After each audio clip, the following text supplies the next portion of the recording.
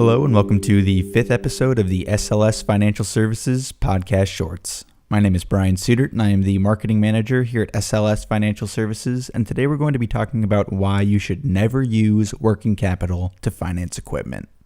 There are some really innovative small business working capital providers breaking through in the market today.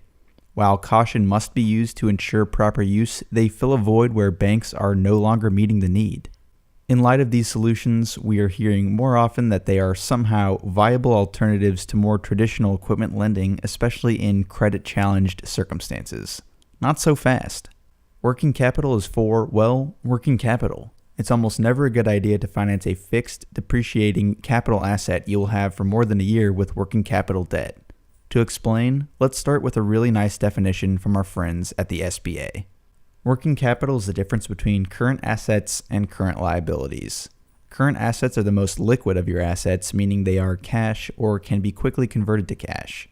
Current liabilities are any obligations due within 1 year. Working capital measures what is left over once you subtract your current liabilities from your current assets and can be a positive or negative amount. The working capital is available to pay your company's current debts and represents the cushion or margin of protection you can give your short-term creditors. Positive working capital is essential for your companies to meet its continuous operational needs. The availability of working capital influences your company's ability to meet its trade and short-term debt obligations, as well as to remain financially viable. If your current assets do not exceed your current liabilities, you run the risk of being unable to pay short-term creditors in a timely fashion. Businesses that are seasonal or cyclical often require more working capital to stay afloat during the off-season. Although your company may make more than enough to pay all its obligations yearly, you must ensure that you have enough working capital at any one time to meet your short-term obligations. So, how many times did we highlight the phrase short-term or current debts or within a year? Now, how many businesses pay off all their equipment debt in a year? Using working capital debt, which is designed for short-term capital needs, to finance equipment, which is a long-term capital need, can do two really harmful things to a small business.